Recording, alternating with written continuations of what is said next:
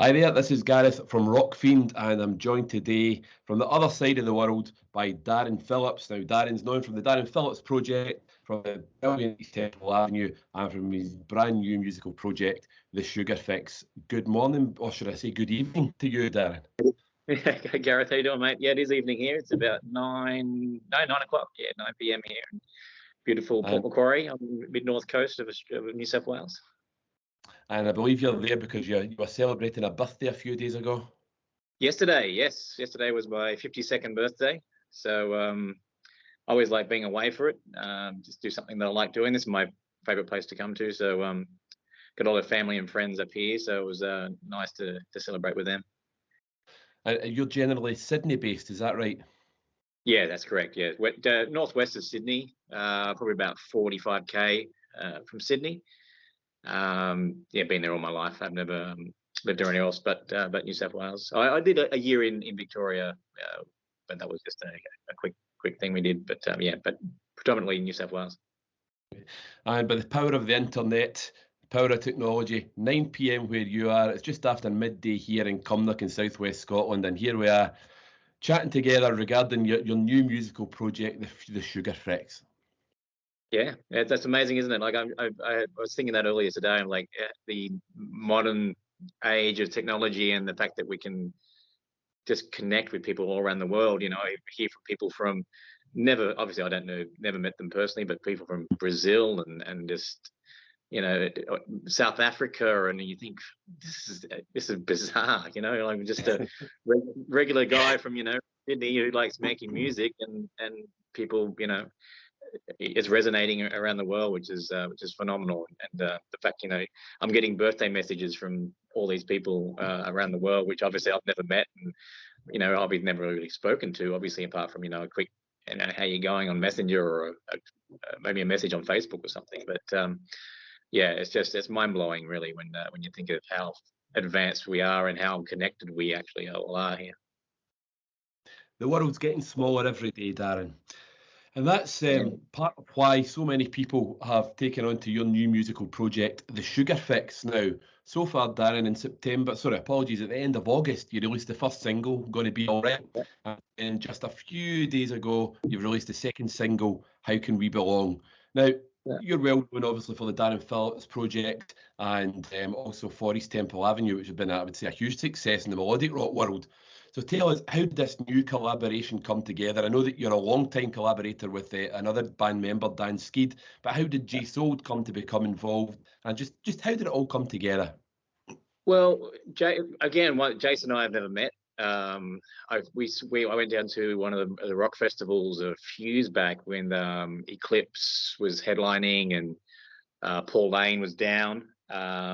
And as you know, Jase and Radio Sun did all the backing band for Paul Lane. Anytime he comes down, they usually play the backing band. So I've seen them play. I've seen Jase. I saw Paul Lane with those guys, and he's a fantastic singer. I always loved Jase's voice. So kind of reached out a few years back on Messenger and just saying, you know, that was probably at the time just before Volume 2, I think, saying, you know, if you want to do something. And he's like, yeah, you know, keen to do something. And we just never really found the song. You know, we just, every time I write something, I've got someone in mind sometimes, and you think, oh, no, I won't use him this time and whatever. So it just kept back burner. And we still kept in touch. You know, we just kept dropping messages here and there and kept saying, no, we'll get there. And then we wrote Gonna Be Alright. And I actually just needed I wrote it for another artist, actually. And I needed a top line vocalist. So I'm not the greatest singer in the world, so I needed someone who could sing that can kind of get it across the line. And he did this vocal on it, and I'm like, wow, like, why haven't I worked with this guy like sooner? Like, you know, so absolutely just fell in love with just what we did together in that one song. So once we did that, I basically said, look, we've got to do something. We need to work together like now. Let's get going. And he's a very fast worker. Like, he loves just, here's a song, I'm going to get it done in a week, you know, and I'm not used to that. Coming from East Temple Avenue background and Darren Phillips project, where I had to wait months sometimes for stems or them to finish their projects and get things done. And like, he's sending me stuff, a day after we write it, which is just it's just mind blowing to me, So it's moving quite quickly. This album, we've already got 7 tracks done for the album, and the last 3 will be probably done by November, I think. So yeah, we're well ahead of a normal schedule, what we normally do. So yeah, so then we just started throwing demos at each other, and he had a whole bunch of stuff that he had written for other things. He was kind of pitching to other people, and we thought, well, we wanted to do a classic rock kind of vibe. Like the melodic rock scene is just so oversaturated. Like, there's just hundreds and hundreds of bands, and with the labels out now, obviously, Frontiers and so on, they're just bringing out 6-7 titles a month, and they last a week, 2 weeks tops, and then the next one's out. There's just no longevity to anything, and we thought it's just so saturated. Everyone's doing the same thing, so we're like, let's go back to the stuff we used to love. The classic rock stuff from the early days, and the early Bryan Adams stuff, and even the early Bon Jovi stuff. Still has the nice harmonies in it, the great melodies, but it's not completely dominant or relying on those big call and response content. The choruses are always going to be there. They've always got to be that the hook, but they're not relying on that big classic, big gang vocals and things like that. Mm-hmm. They're there, but they're pushed a lot further back. So yeah, this project's been great, and then that's kind of the other thing too. When we started kind of going on this project with Jase, he's like, because he loves doing the BVs. He has them all for Paul Lane and stuff, and Defiance and stuff. So he loves doing that big stuff. So when I said to him, we need to tone it down, and instead of doing your 100 vocals that you normally do, we don't need as many. He's like, oh, cool. I don't have to do as much work. This is great. So it was, yeah, it's been wonderful. That's so much fun. And every time we send something to each other, we just get so excited about what's coming and how it's turned out. And some of the songs coming up, like the first 2 tracks I really, really love, but they're not my favorites by far. There's some stuff coming away I just absolutely just love. Some of probably my favorite songs I've written are coming. So yeah, really, really enjoying this project. Now, considering the career that you've had, that's a big statement to make, saying that that's some of the best songs that you've written. So to look at that, you've already mentioned Bryan Adams and the fact that the melodic rock market's so saturated at the moment. You're absolutely correct. That is becoming a problem, that some great music isn't able to get out there because there's just so much coming out in a never mind a weekly basis, a daily basis. So you've come up with this idea of getting music that goes back to the heyday of the likes of Lou Gramm, Foreigner's great, lead singer, Bryan Adams, who we all know and love. And you're also looking towards newer and more modern acts such as Daughtry. That's also been mentioned as part of the advertising and press kits for this project. Is it purely for the reason that the melodic rock market's so saturated that made you want to go in that direction, or did you just want to try something different and try to write something that's away from what you're known for? Yeah, kind of a bit of both, really. Like it is, like I said, it's extremely saturated, and it's very hard to have a distinct voice in that market now. It's everyone's doing it so well. Like it's very cookie cutter now. Like it's just, there's a formula, you do it over and over and over. And not that I don't love the music, I still absolutely adore that music. It's still my favorite music that I love doing and love listening to.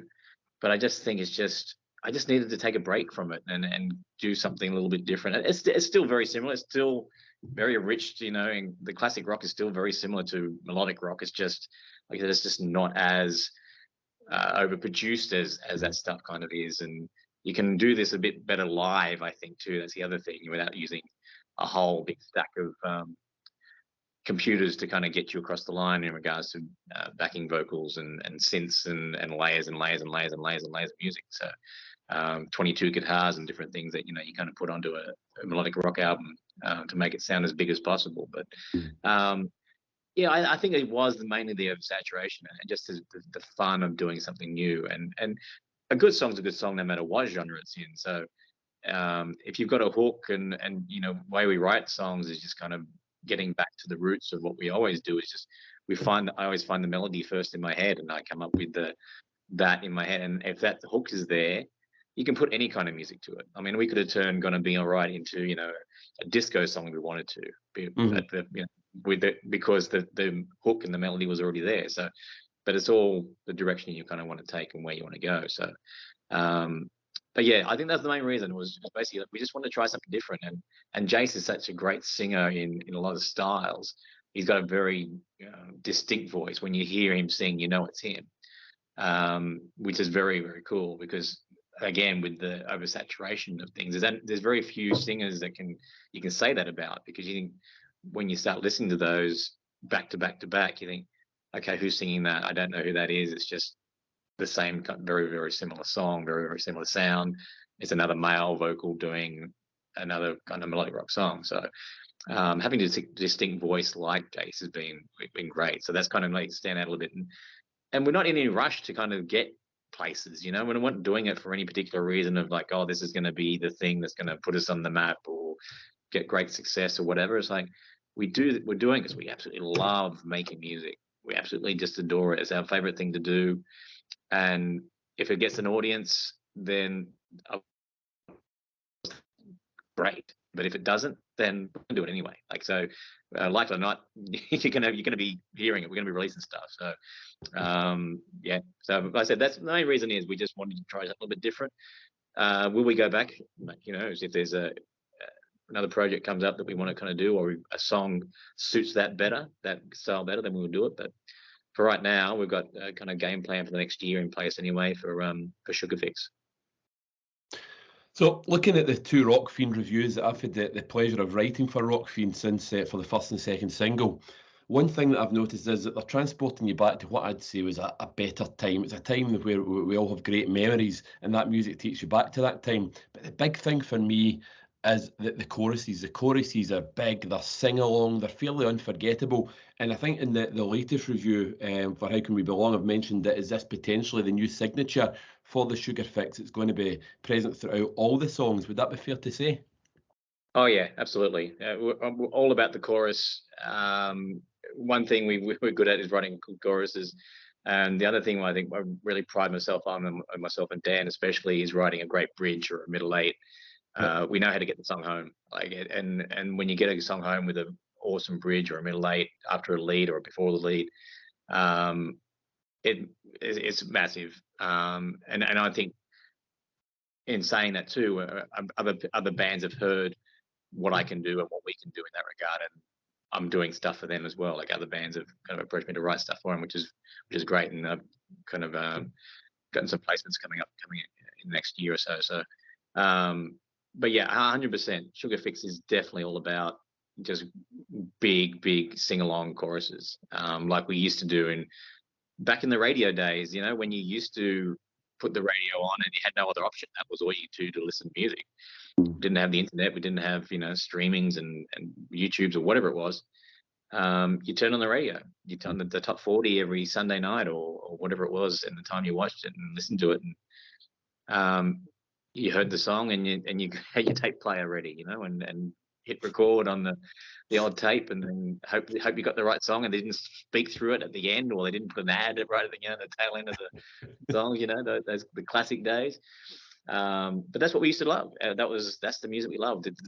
And that's when you hear a chorus and I tell you, the best thing I do every time is I play every demo I have to my son Thomas, who's like 8 years old, and he's pretty much the litmus test on a lot of the stuff.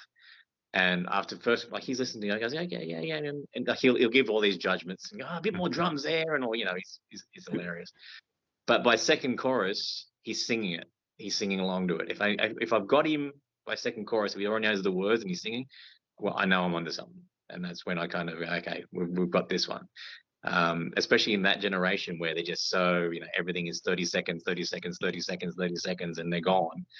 The fact that I can hook him with that one chorus, that means everything. So he's my test. That's what I always test my songs on him to see how they're going. Do you know, just to hear that, Darren, that is one of the things that I love when it comes out in interviews, is hearing how different things come about. And that is a great story, hearing how your 8-year-old son Thomas gets involved in songs. But you're absolutely right. Excuse me. kids subsume things so quickly now. They either like it or they don't. If they don't like it, it's discarded very quickly. So I absolutely love the idea that if you've got him singing along to the chorus, then you know that you've hooked him. If you can hook an 8-year-old kid, you're going to hook a rock fan. I think that's a fair way of looking at it. That's a great story and a great way of testing things.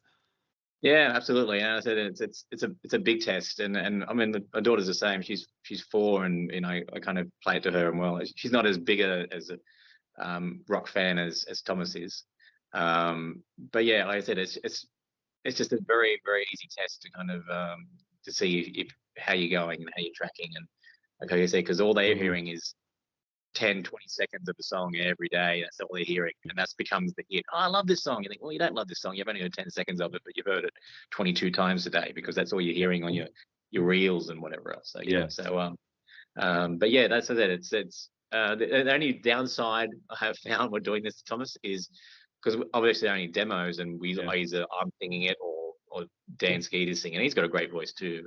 And he's Uncle Dan to them. He's godfather of Zoe. And so he's pretty much like my brother anyway, but they love Uncle Dan so much that if he's not singing it, then they don't like it anymore. So they always give like his version 10 out of 10, and then when I re-record it and it's all polished and finished, they're like, yeah, that's a 9. And I'm like, okay. So they've got the demo love, you know. So they're always very loyal to Uncle Dan, which is great. So the way, sorry, I'm laughing at that. That's cracking. Yeah. So in terms of releasing the singles, so far you've released one every month, and I believe that there's another one going to come towards the end of October as well. Now, as I think I mentioned in the last review, this seems to be the new way that people are consuming their music. They listen to a single here or there as opposed to an album being released preceded by maybe 1 or 2 songs and then listen to the whole album. The new way that music's being released, particularly for newer bands trying to get their music out there, seems to be releasing a single at a time. And if that goes well, then yeah, maybe we'll put an album together further down the line. Is that something that you feel has worked for you before and indeed is going to work for you now? And in other words, do you think this is the future of releasing new music? Oh, I 100% think that's what will happen. I mean, that's why we're trying it now. This is the first time we've kind of done this, and I just by going by the trends of previous albums, like if for East Temple Avenue, for example, huge success for us, and very very pleased with that and very proud of it. But when you look at the streamings of the actual album, that all came out at once. Obviously, we did a couple of singles, but then the album dropped. But then you look at the Spotify trend, and it's literally from 1 to 10. Number 1 has the most plays, and then number 10 has the least amount of plays. So releasing albums don't work on Spotify. It just doesn't work. They get thrown into a rotation on a playlist or wherever it is, and they just get played out of order and whatever else. So it's kind of irrelevant putting a whole full album out on Spotify in one hit. It just doesn't work. So in this way, we're just going to be, we're going to drop one every month. And it's got a 2-week shelf life. That's all you pretty much got now for a single anyway. So we'll promote that for 2 weeks and then start promoting the next one and see how it goes. And then I reckon we'll probably do about 7 or 8 singles, and then we'll drop, we'll make available the hard copy. It won't be available as an album on Spotify. We'll just keep doing singles. But for those who want the hard copy, it will be available. And then we'll release the other 2 tracks that will be on the CD as singles as well until we start again onto the next one. So I think it's just the trend of what streaming is. It's just, like I said, you can't release a full album because you don't get the full coverage of every song that you want. And we want to do. We're not gone are the days when you listen to some of the biggest albums ever. You know, the Slippery When Wets and so on and so on. I even know some of the Australian stuff. Down here, even the John Farnham stuff, the latest stuff. You know, obviously Whispering Jack was one of probably from 1 to 10 was pretty much perfect. But beyond that, it's like you've got album tracks and you've got singles. And the labels always really pushed, look, we want 3 singles, and then I don't care what you do with the rest of it. So some of the songs on there were just like, what is this track? Like, nobody's listening to this track. But today you need to have 10 singles on an album. You can't afford to not have that, because otherwise what's the kind of point of doing it? So that's where we're looking at now. We're just going to think every song we release has to be single worthy, and has to be, it's kind of, when you look at it, it's like a track one of an album.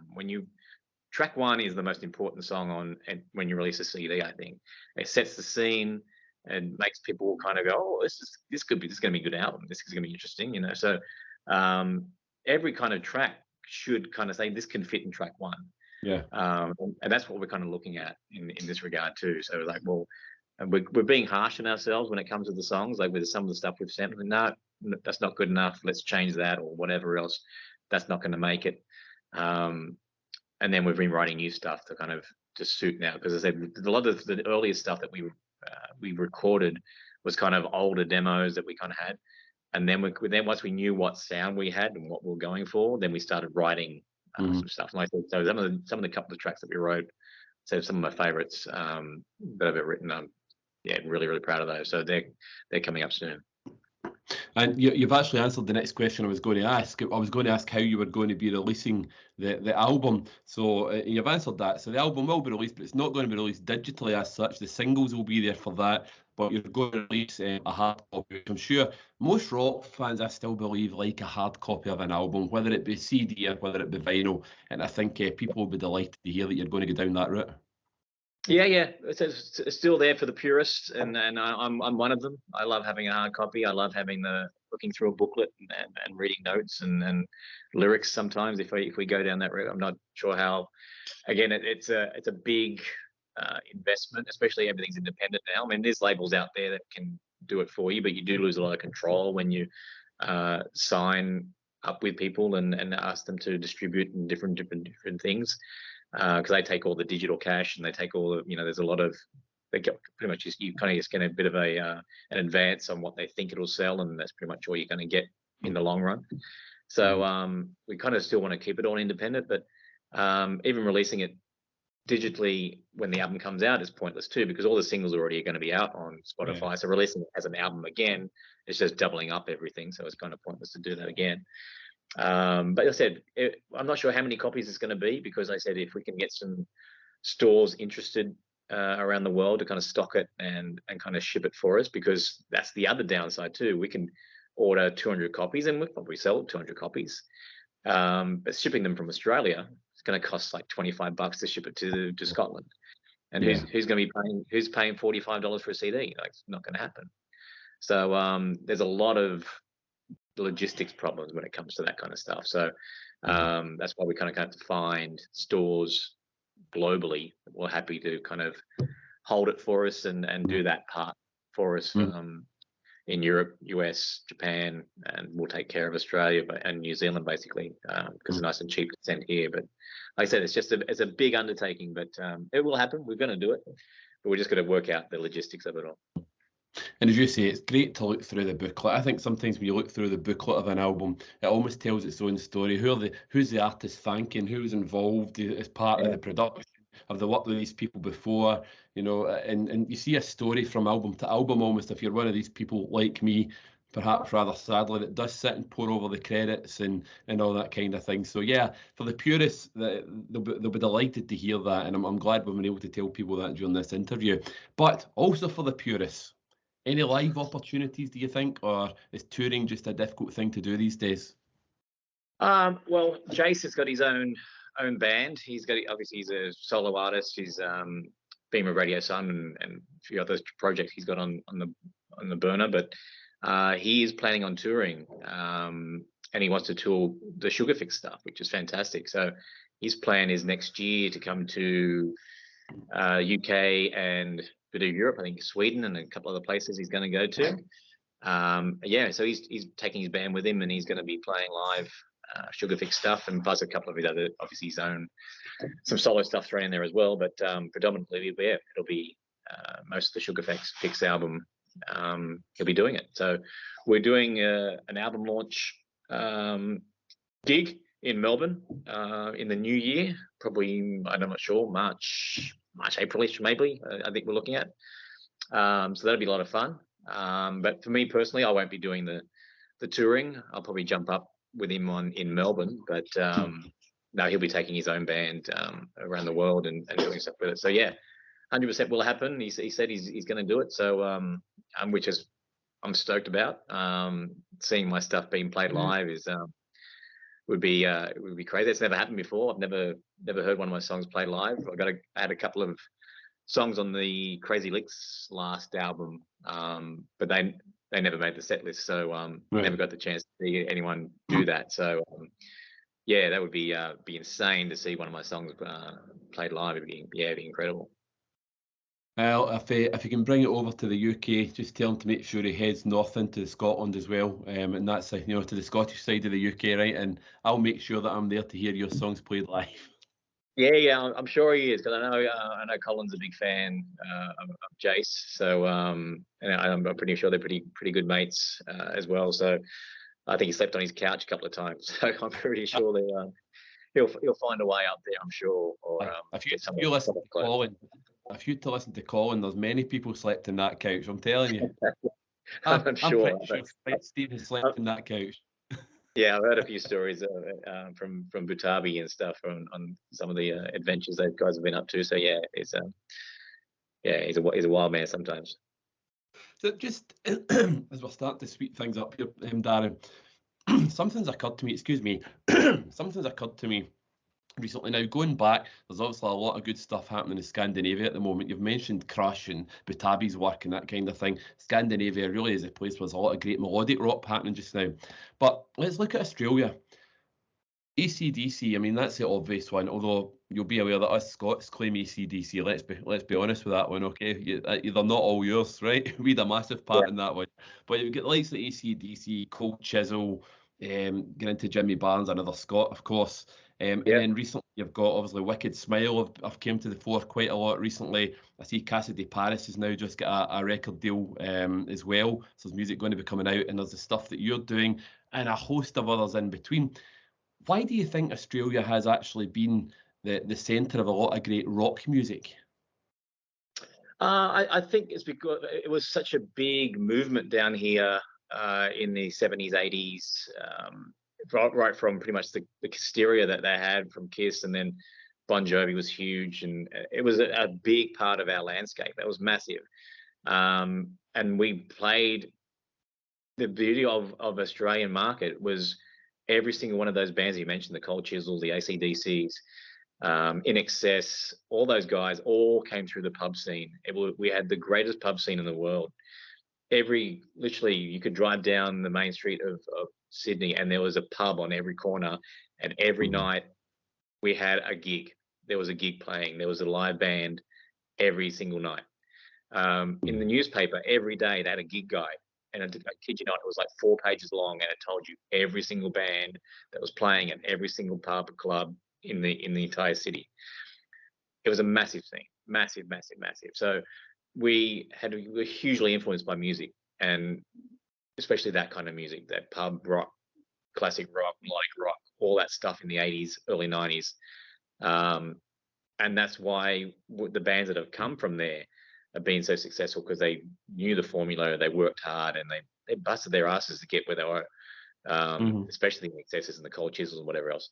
They all played the 4 and 5 people gigs and dirty hotels and motels and pubs and all that stuff. They've earned their right to be the superstars that they are. So that's where it all came from. It became the fact that we were such a huge musical country, and I said there's still a lot of talent left over from that, influenced by that. Their kids, our generation is from the previous generation, and our kids, and we just keep passing it on.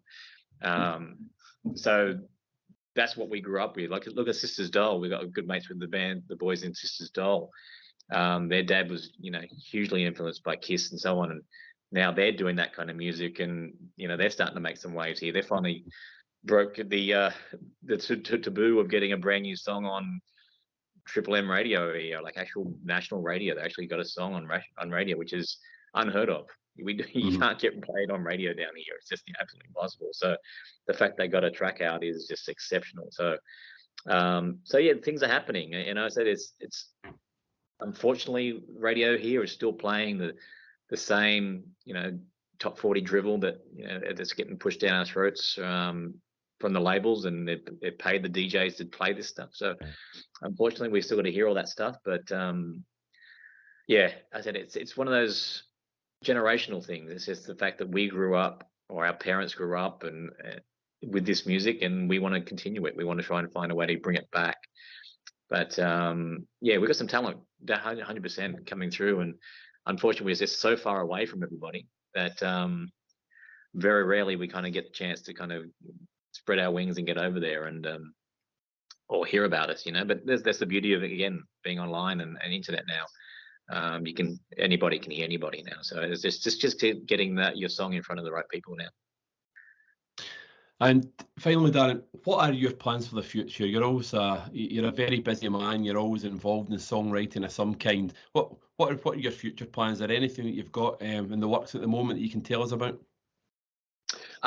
Not much different. I'm just polishing off this Sugar Fix album. We've got a few more tracks that we've written. They're done. They just got to be finalized. Then that'll be done, and then we might probably take a couple of months off from releasing until we start kind of launching up for the next one, you know, for album two. But we want to keep going with this for a little bit. I think for the next 18 months, this is pretty much going to be my life, doing some Sugar Fix stuff, doing some co-writing with Chris from Crazy Licks. They're putting together a new album, so he's come to me with quite a few tracks. We've got about 6 or 7 tracks we've written together, so that's been put in the bucket for consideration for their album. So just writing when I get a chance. There's and of course, you know, the usual, you know, full-time parent, full-time regular worker, the usual stuff. But musically, yeah, I'm just going to keep writing and working with Dan. I go in the studio pretty much just once a month. That's pretty much all I do. Every 4 or 5 weeks, I book a day in the studio, and yeah, we make some magic in there. So that's pretty much my plans for the next 18 months, 2 years. Will we just be Sugar Fix, unless some other projects kind of come across. Sometimes that does happen. A song will come across my path, and we'll think, oh, that's not really for Sugar Fix. Let's do it for something else, and we might throw something else out there. That's the beauty of it. There's no rules. I'm under no banners or anything like to say you have to do this. So yeah, I can pretty much do whatever I kind of choose to do when it comes to releasing stuff, which is great. But basically my main focus now is Sugar Fix released, probably end of next year anyway. And the next single coming out end of October. Anything you can tell us about that for people to look out for? Yes, that is called Don't Want to Be Lonely. That is more of the Daughtry kind of feel that I was alluding to of that one. It's mid-tempo. You could call it balladish, but it's not really a ballad. It's just that's a good track. That's one of the Jase wrote the lyrics for that one. We reworked that, Dan and myself, to make it what it is. That's a really good track. Then we might hit a ballad after that. I think we'll do a really good, nice power ballad after that. Like I said, the next 7, 8 tracks kind of set. So we're kind of got the release schedule ready to go until about March, I think. So, but yeah, all the covers are done. I've done all the artwork. I love doing all that stuff too. So that's ready to go as well. So I've already uploaded the next track onto Distro Kids. So that'll be October 27th, I think it is. Whatever the last Friday is of October, I think it's the 27th. That's the next single, and then it'll be after that. It'll be another 4 weeks after that one for the next single. So for anyone who's not checked out the music yet, please do get onto whatever streaming service you use. Check out the Sugar Fix, the first single, Gonna Be Alright, and then the new single, How Can We Belong, just released a few days ago, and another one coming at the end of October, and then hopefully into next year we're looking at physical copies of an album. So a lot going on, a lot of great music, and I'd encourage anyone out there who's not listened to it yet to get online and listen to it, and of course to follow the Sugar Fix on all other social media, Facebook, etc. Find out as much as they can about the band. Darren, it's been an absolute pleasure to speak to you. The time zone has been a bit of a nightmare for us between both of us working, etc., to try and get this sorted out. But I'm delighted that we've managed to do it this fine Sunday morning or Sunday evening for you. And it's been a pleasure to speak to you for Rockfiend. I appreciate your time, mate, and thank you for all your support. You've always been very supportive of my stuff, not just this stuff, the previous East Temple Avenue and on my Darren Phillips project stuff. So really appreciate that, and always will. And you'll be the first cab off the rank to always hear my new stuff, because I really appreciate what you do for me. I appreciate that, Darren. Great to speak to you, and we'll hopefully catch up with you again soon, maybe before the album comes out. Yeah, hope so. Thanks for the chat, mate. Thanks, mate. Cheers, mate. Take care.